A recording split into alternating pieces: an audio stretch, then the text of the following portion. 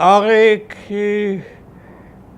במלחמה היא בכלל היה אזרח. הוא פרש מצה"ל לפני המלחמה וגויס לענייני, רק למען המלחמה.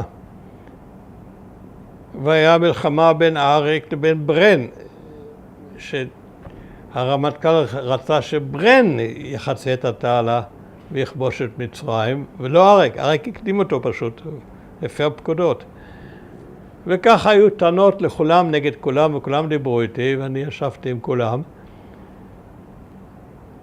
ולכל אחד היה במערכת שלי נציג. היה אלי תבור היה איש חבר הכי טוב של אורי דן. אורי דן הביא אותו בכלל לעולם הזה. ואורי דן היה נושא הכלים משועבד נפשית לחלוטין לאריק שרון. משועבד. והיה בחור נורא נחמד בשם רינו צרור. רינו צרור בא למערכת עם חבר שלו, צלם, בשם רמי אלפרין. תראי כמה כפוי טובה הוא הזיכרון האנושי. ושניים, והוא הביא אותו, לא הכרתי את שניהם, ומצאו חן בעיניי, לקחתי אותם לעבודה, את שניהם, כאילו כצוות. באה המלחמה, הם לא חיכו, הם היו בחופשת שחרור. זאת אומרת, עוד לבשו מדים, אבל לא היו שייכים לשום יחידה. ואז ברגע שפרצה המלחמה, שניהם רצו להצטרף ליחידות הקודמות שלהם. והצלם אלפרין נהרג במקום, בחווה הסינית,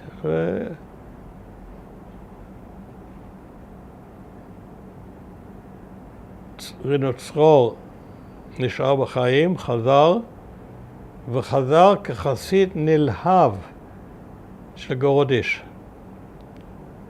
וזועם על העוול שעשו לגורודיש, שמת עשו לו עוול בלי כל ספק. והתחילה מה שנקרא מלחמת הגנרלים, ואחת משדות הקרב הייתה מערכת העולם הזה. שניהם באו, גורודיש ואריק, שהיו באותו שלב כבר שנאו אחד את השני. אבל גם האחרים. נפגשתי גם עם עדן, שמו. כרגע ידעתי את שמו. אברהם אדן. ברן. כולם ישבו. אבל בעיקר ישבו פה גורודיש, התחלפו פה בחדר גורודיש ואריק. ועוד זה בא, עוד זה הולך, זה בא. ולכל אחד היה דובר בעולם הזה, שקידם את ענייניו.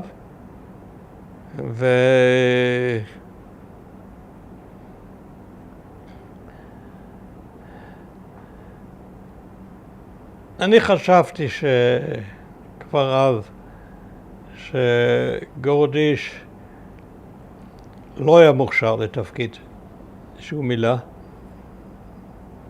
אבל זה לא אשמתו, הוא לא מינה את עצמו, מישהו מינה אותו.